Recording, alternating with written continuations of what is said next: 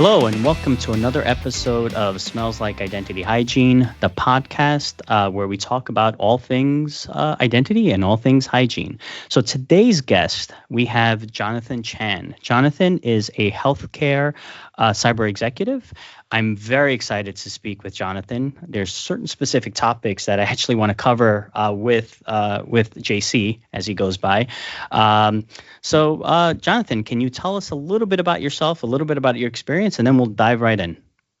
Great. Hey, Rosario, and thanks for having me to be part of the podcast. Excited to talk about topics that I've been, thinking about every day because I'm working with it every single day.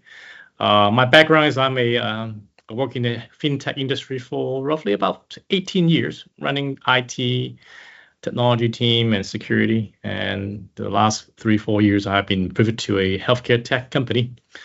And I think the problem does not go away. Identity just continue to expand wherever you have, because at the end of the day, people use computing device, and there's always identity associated to that. So happy to share my background with you all, and hopefully we will all learn something together. Yeah, this is great. And actually, that fintech to healthcare was one of the most interesting things that I wanted to talk to you about, because I also have a fintech background, right?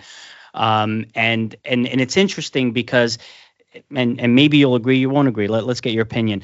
It used to be, I think, that there was a wide disparity between fintech and everyone else. Fintech was kind of at the forefront of security, but I feel like the lines have blurred a little bit, right? Can you talk a little bit about the difference that you see now, and if it's changing between how fintech approaches security, particularly identity security, and the way that healthcare approaches identity security? I will look at, depending on the way how you look at the lens that you look through that. The lens through fintech is about fraud as well as transactions. A lot of the time, foreign transactions is about what the usage of the fintech data used for. And the lens from the healthcare industry, a lot of time is about data privacy. It's a very deep topic. People, hate to talk about it. Privacy, define privacy, is about PHI, PII, the protected health information, as well as the personal identified information. So the value behind the scene are, too many times, people think about, is any financial benefits across to? Absolutely, because of fintech world, you talk about credit card data, merchant ID, bank information. There's a lot of money behind the scene that requires to have as well as protection. Again, we talk to me. I'm a cyber exec.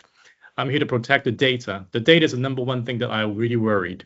And the privacy side, a lot of the times we're in discussion with my clients that use my services about privacy and data and security.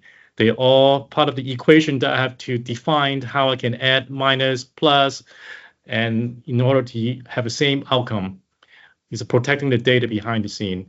So a lot of the time I keep thinking about healthcare data, healthcare identity is all very much the same at the end of the day. In many times, healthcare, also, they're very legacy technology. You have for fintech is a merchant ID, social security number and such.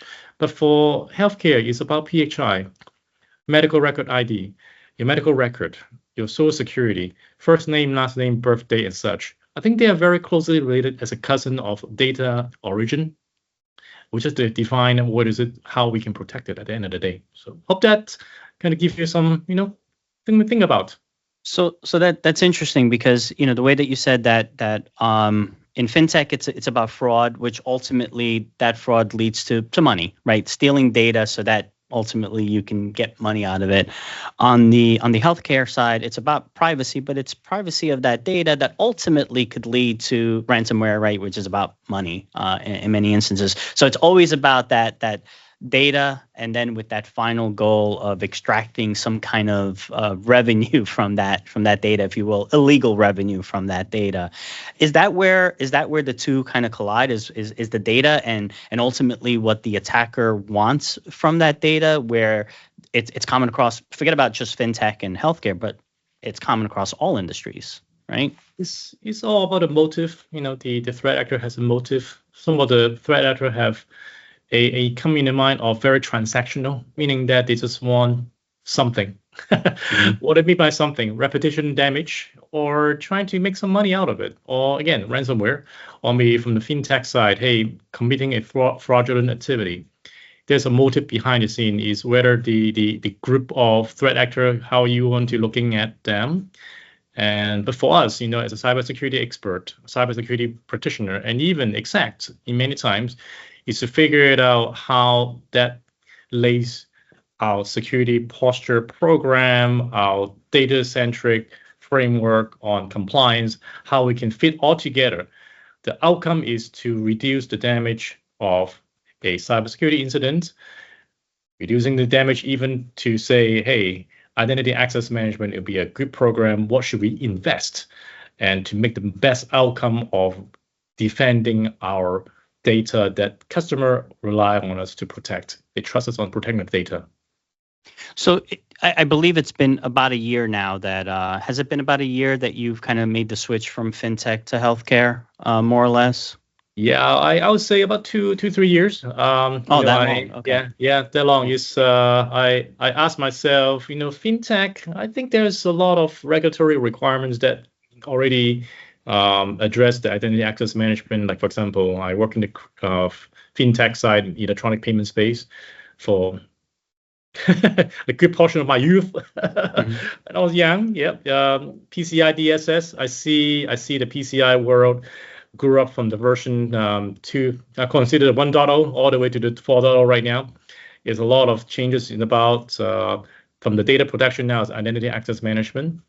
But however, from the healthcare standpoint, HIPAA still governs. HIPAA is a regulatory requirements for very, very long time. Even though we have asked for to step up the game and say, hey, let's do something about it, upgrade to version 2.0 of HIPAA. But I think the opposition still going back and forth to figure out what it means because of a lot of consider the political side of the house that we have to take in consideration. But think about at the end of the day is to how we can protect data and how we can protect identity all at the same time. So in that time that you've been on the healthcare side of things, has there been anything that's been like a surprise where maybe what you saw in fintech wasn't a priority, but is absolutely a priority, or do you feel that there's more common things than there are different things about those two verticals, those two industries? I'll look at the concepts that people talk about: multi-factor authentication, MFA.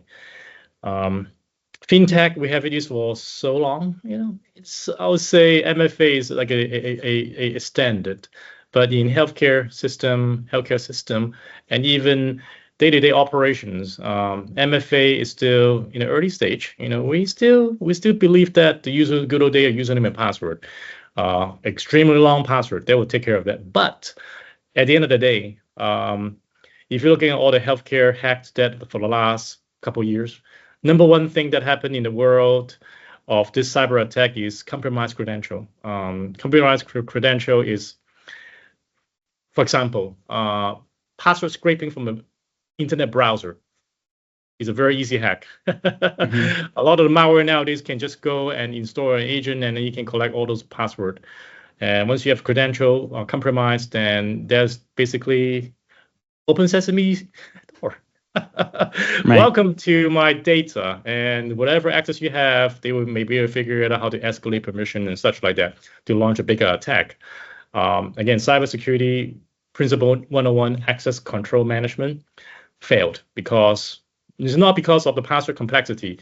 It's because of other practice that we couldn't keep up to the latest generation of hygiene. I'll consider, again, good old topic about identity hygiene. How can we pivot from a traditional username and password to MFA, maybe even a passwordless, technology? How can we get there? Who is going to provide that technology?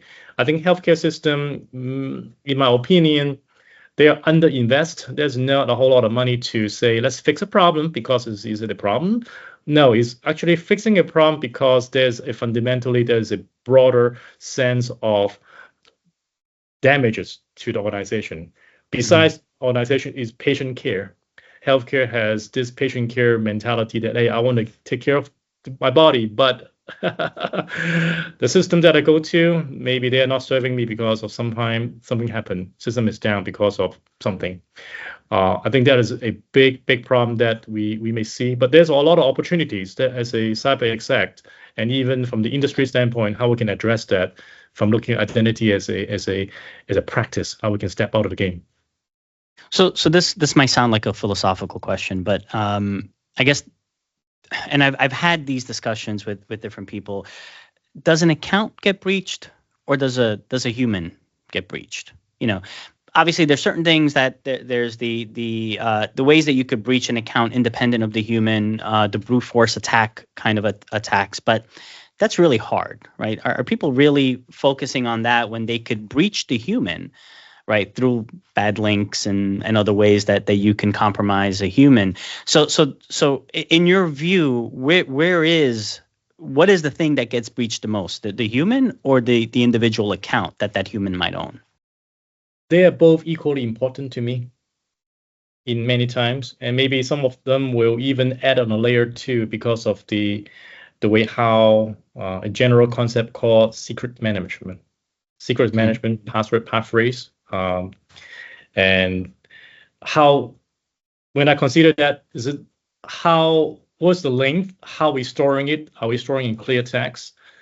And are we putting the correct access control to protect it from that? That's one side of the house. And the other side of the house is not about password management. It's about security awareness, social engineering, very common.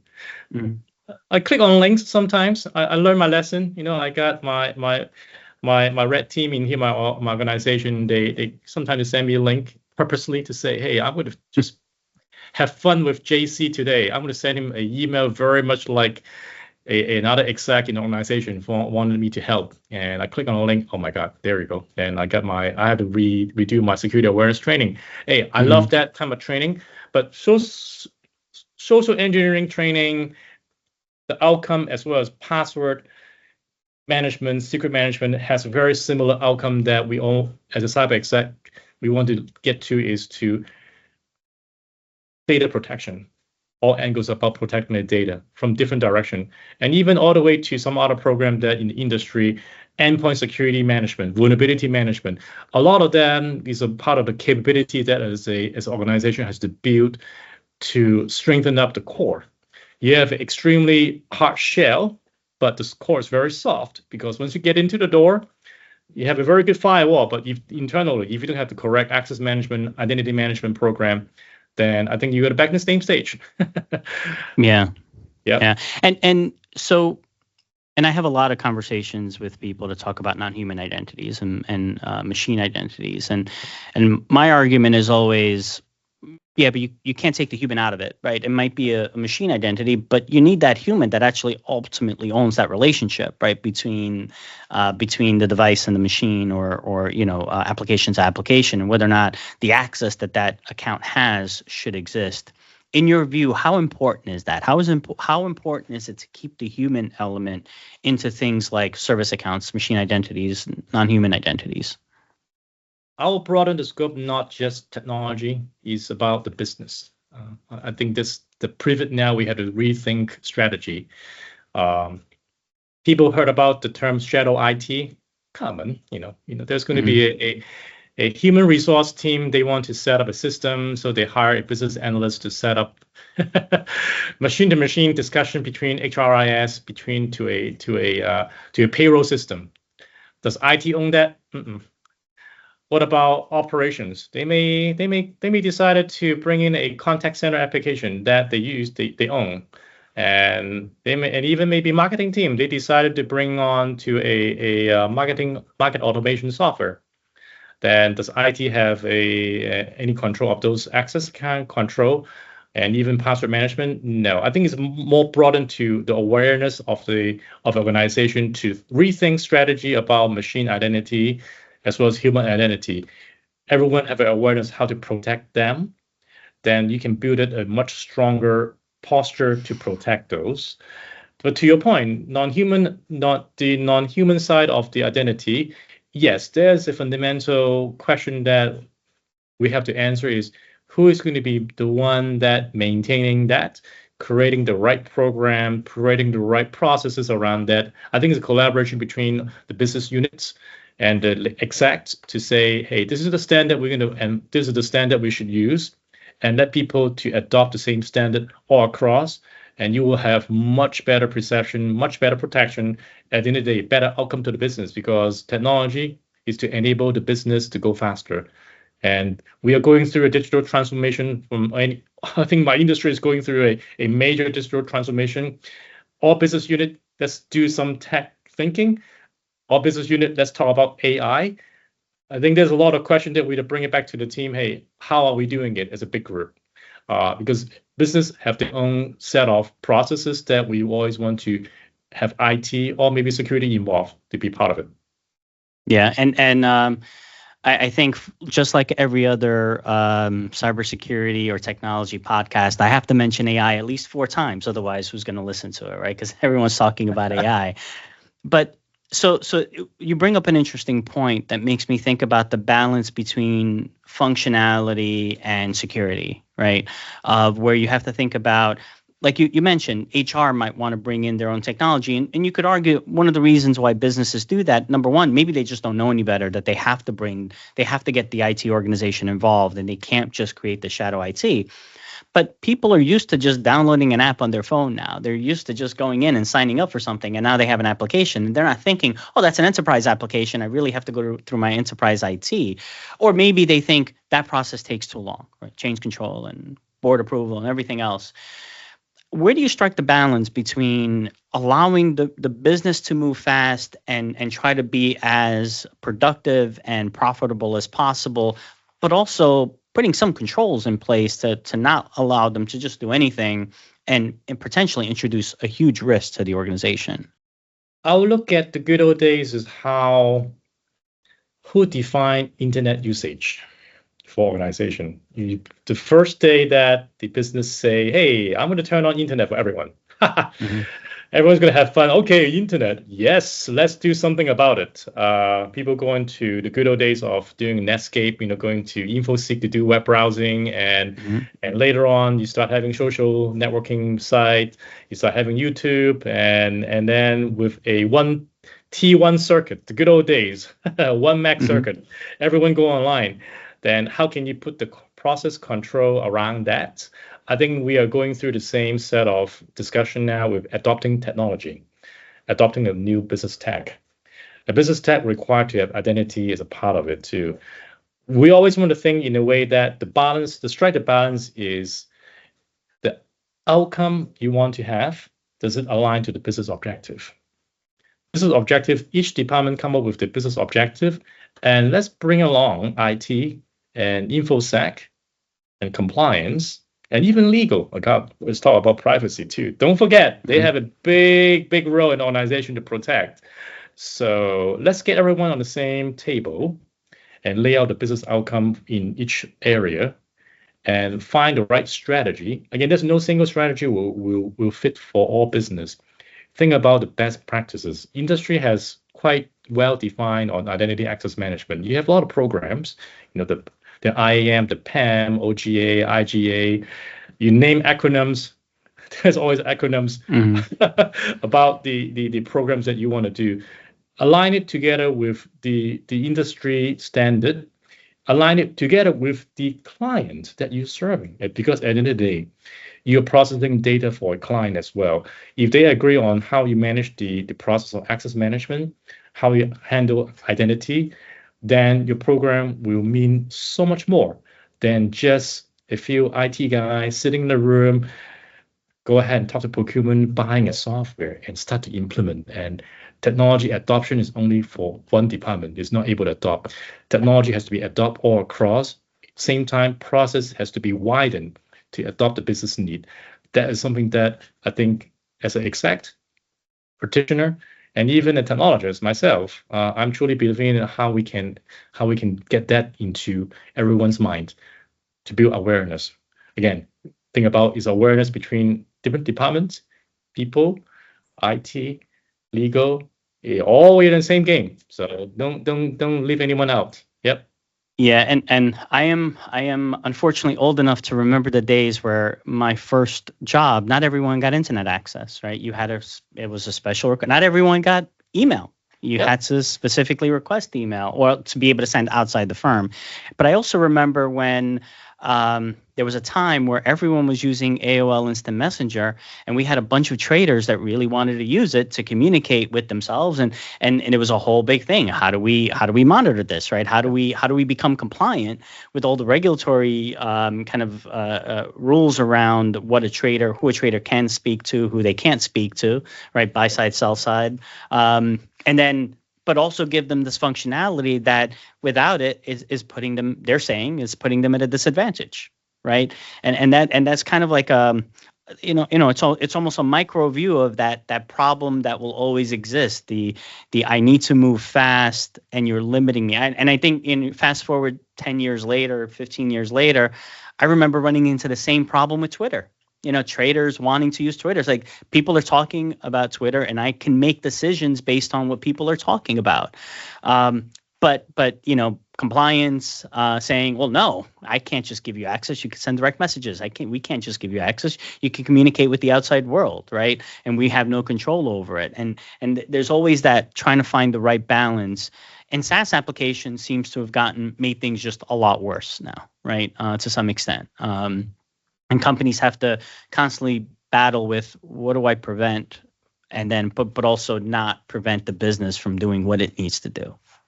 Absolutely, it's a balance that a lot of times we talk about is a risk management. It's a risk management game. Unfortunately, technology comes with its own risk. If the risk management game is to say, if the risk of doing business is greater than the risk of not doing business. Interesting question. Let's pause for a second. I think the business is going to say, let's move forward while we figure out how we can fix it at the end. Then we encourage people to talk about technology debt. Perfectly fine. Tech debt is always exists. There's no perfect world, but how we can reduce the risk, how we can manage that across business and across people's mind. And even at the end of the day, the value of having a proper technology in place will drive better outcome. For myself, healthcare, I love tech. The moment I think about what can tech do in healthcare, there's so much that I'm like keep thinking every day. What I can build, what I shouldn't build also too, because there's way too crazy idea. Again, I'm just thinking about industry by industry. I served in the fintech for many years. I've seen the technology change so much from the good old days of using cash. Who would bring cash? Now it's all electronic payments. My role many years ago was supporting an organization to build electronic payment engine. That was really, really fascinating to me. We can pipe transactions so fast. We can accept any kind of payments. And nowadays, Apple Pay, don't mean to mention the word Apple Pay, but hey, the mobile payment space is just adopted so widely. Nobody bring cash anymore. Maybe sometimes they will use cash, but for many times, focusing back into let's move forward nowadays is identity. Are we carrying a driver license as a paper ID? No, ID is actually our devices, our phone, our Apple Watch. And electronic identity is just the way how it is seeing now. There's no turning back, guys. Do we have to bring a passport to to cross the border? Yes, you have, but there's always the electronic way to have a passport ready. The NFC chip that in the passport. I think there's a lot more than just a digital, from a paper identity to a digital identity. So. And again, remember, I have to mention AI 4 times. So we've already talked about it. Please. So here's AI number 2. So how do you think AI is changing identity security? In what ways it's impacting it, either in a good way or a bad way? I think AI makes the problem even worse. I'll explain to you why. AI is this, you would gain, AI is gaining for us for getting things done more efficiently. But if AI using it in a wrong way, uh, then AI will make the problem even worse. Meaning that deepfake, uh, AI's deepfake is our current identity access management program, can they detect deepfakes? Do we have companies doing something to detect deepfakes? Absolutely. There's thousands of startups. They're doing deepfake detection and stuff like that. But our existing identity access management is not built for that yet.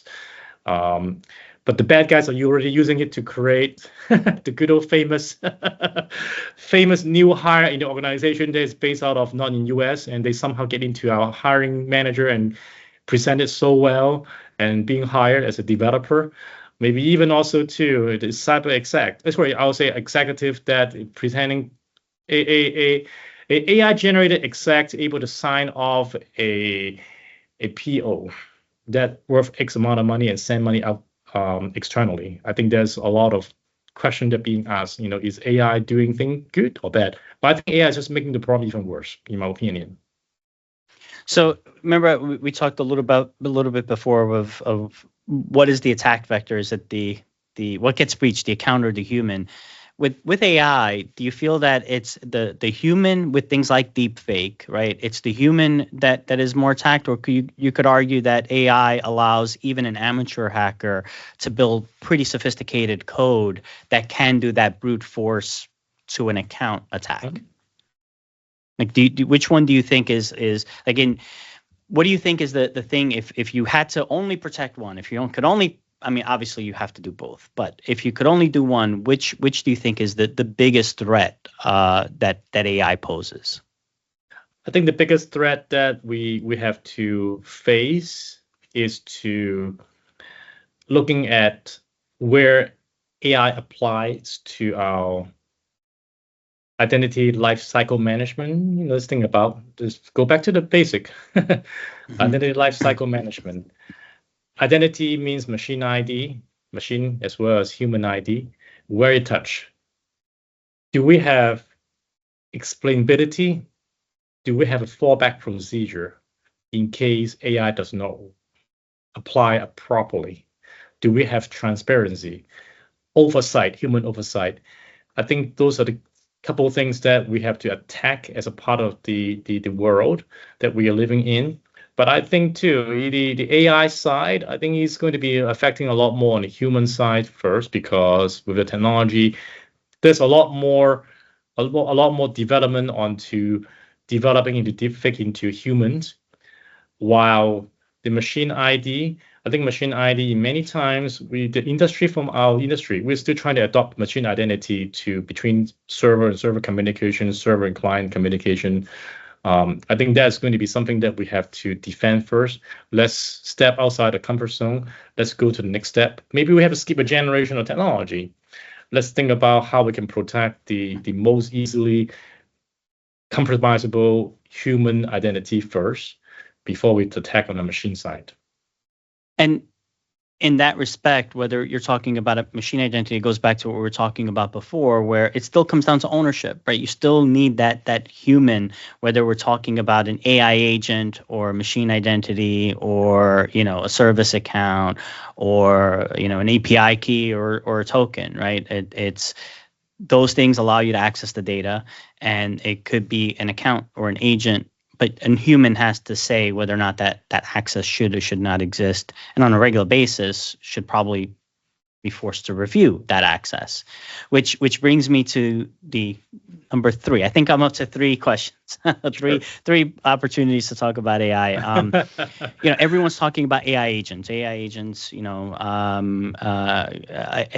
AI.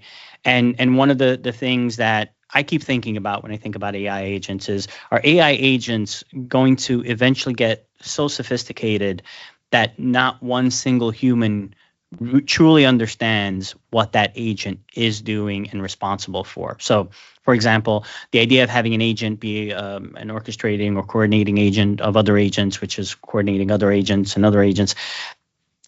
Traditional technology, like you could argue, well, you could have an application that's millions of lines of code and no single human can understand that. But I would argue that is a static page. That's not a static list of or a code that's not changing, right? It's not changing as you're reading it. So over time, you could learn what that code does. But with AI agents and kind of the reasoning that they're doing and the learning that they're doing, are we moving into a world where we might have a piece of technology in an organization that can't actually have a human owner? Because that human owner can't possibly understand what it's doing. And there's a risk that if the human owner says shut it down, it's going to take down a critical system. Very true. And organization are not stopping to deploy more AI agents, agentic AI, and many times is to find ways to bring efficiency automations. Don't think about AI agent is just a prompt. AI agent also means the traditional they call robotic process automation, RPA. AI does not mean that is something artificial. AI is something that human programmed. And don't forget too, AI agent could be something people will call workflow automation too. There's a lot of agent behind the scene. With organization adopting more, I think the AI agent / automation will outnumber human beings. Believe it or not, you got to think about that. When they outnumber, meaning that do we have a ways to think about identity in a way that do we have the good old hygiene for IAM strategies such as like least privilege access, credential rotation, and what else? I think continuous monitoring, like logging and having a analyst to continue to track. And do we have threat detection around that? I think that industry has not truly defined what does it mean by protecting AI agent across, but it's a common problem that RPA stopped working because somebody reset the password, and you gotta reset, and then now you got somebody 2 o'clock in the morning, hey, got coin, hey, the process stopped. Then poor password hygiene comes in 2 o'clock in the morning. I'm just typing something simple and just save it and put in the password save again. And there you go. There's a way of handling, again, a AI agent automations, workflow automations, or service account. We're going back to the same old problem in AI. Treat AI agent as more like a human entity also too. We got to look at this a non-stopping part of the industry.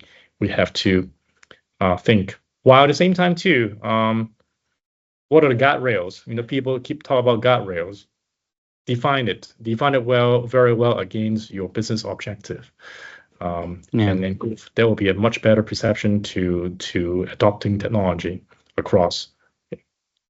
Yeah, what I worry about when it comes to guardrails is that right now it's such a gold rush to add capability, add functionality, that I worry that people aren't stopping and saying, wait, before we just go, headlong into building this thing, what controls are we putting in place for it to be properly managed? And I'm not talking, Skynet that's going to take over and kill all humanity. I'm talking more like the more you remove that human element out of the technology, you lose that ownership, that core of what identity hygiene is, right? Of what identity security is. It's understanding what a human can do ultimately, right? Because even if you're talking about an agent and that agent is making change, that change could be changing access. Change could be affecting an application that ultimately affects a human. Technology is always in the service of a human, right? It's not in the service of other technology. It's in the service of a company that is trying to increase revenue, or a healthcare company that's trying to save a human being, right? Or provide healthcare to a human being. It's always in the service of the human. Take the human out of it, and you really don't need the technology anymore, right? Yep. But people think that, all I need is a bunch of AI agents, and I can run an entire company on not a non-human company. But to what extent? To service what, right? it is. And going back to rewind it all the way 45 minutes ago when we start talking about is about data, data element, AI, how AI works. AI is actually a data science. Smart scientists figured out how to put in a front end, become an AI because they have a tremendous amount of data that you can train. You can have an AI model.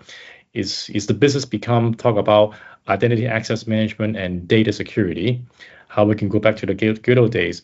Data, digital transformation for organization is to use data to make better decisions, using the data to drive more business efficiency and drive more revenue, because all the industry is doing the same thing too. The more data you have, the more, I won't say more data, the more good data you have, the better outcome is a decision, because decisions based upon on massive amount of data. And even think about I'll give you an example. Ads on your phone, or ads when you go into Amazon. You click on them so many times, you keep hitting the same. I want to buy this. I want to buy this. I want to buy this. Eventually, it's going to come back with an idea. Say, hey, by the way, recommend you this as well because you have another 5-star rating of certain thing that you may want interest to buy. It costs less. What drive that is because of your click, because of your buying habit. It's all data driving decisions, how you affect you as individuals too in your personal life. Business is the same process. If so many people are like to use the website to conduct business, then organizations are going to continue to invest money on building better website, building better UI UX engine to support the operations. In the same time too, better than making a phone call. Cold call may not be more effective, maybe more effective too because of all the call volume you have. So data drive decisions. Again, identity, data, decisions. Again, the same equations goes a long way. Yeah, I agree. So we've reached the portion of the podcast. We always do this. We do a bunch of serious questions, and then we like to end the podcast with a fun question. So I think, it's almost summer. People are thinking about vacations, doing something exciting. Can you tell me, so is there something that you're passionate about? Whether it's, things that you do away from work, again, vacationing or anything like that, but something that you're so passionate about that you would never want it to be a job, right? But you love to your core and you're very passionate about, but you would never want to do that for a living and have a paycheck tied to it.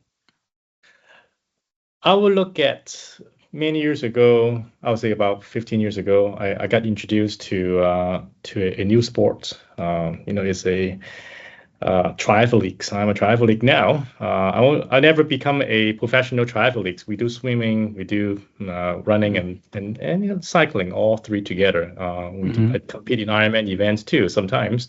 I never think about become a professional. I'm at an age that I said I will commit to do that. But again, I tell myself anything is possible to myself. I like to have a day of challenge to myself. What else can I do? Because I keep thinking about if I can carry my thoughts and influence others to do sports like Ironman, doing a triathlete. A lot of the time that you will find is anything's possible, while at the same time too, you do have a much cleaner understanding of by yourself and surrounding around you. You have a more awareness in many times. So I love that challenge. I love that endless training sometimes I may have to go through, but I enjoy it. Even though my wife don't agree with me, or my mom, my dad don't agree to me, but I enjoy that a lot. Yes. Are you actively training right now for competing? Yeah, I finished one event in San Diego Oceanside. I finished a half Ironman a month ago, and I said to myself, "Is this the last one I had?" And then all of a sudden, last week, I went on to a grizzly ride. That's what they call it in the Bay Area. Did about 7,000 feet of climbing in 75 miles ride. So it's 6.5 hours. So I told myself this is the last one I'm going to do, but guess what? I keep signing up for new ones. I may do another ride in the upcoming months. So again, it's about possibility, what you can ask your body to do, and enjoy the journey. It may be tough. Yeah.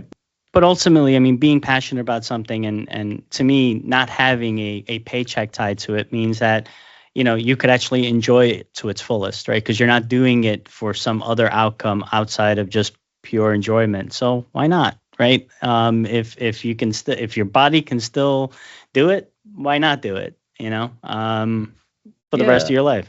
Exactly. And I keep thinking about too, unless you try it, you never know what's the outcome.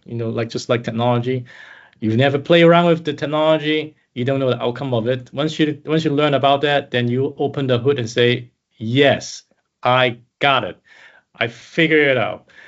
That good feeling about that, and say, hey, I'm going to show you how to do that too, because I've done it before. And that good feeling about, bringing that industry understanding, bring along friends with you about challenge that you face, and including technology, how we can fix that, how we can address that. That's very meaningful. It's a mission to serve. It's a mission. Yeah.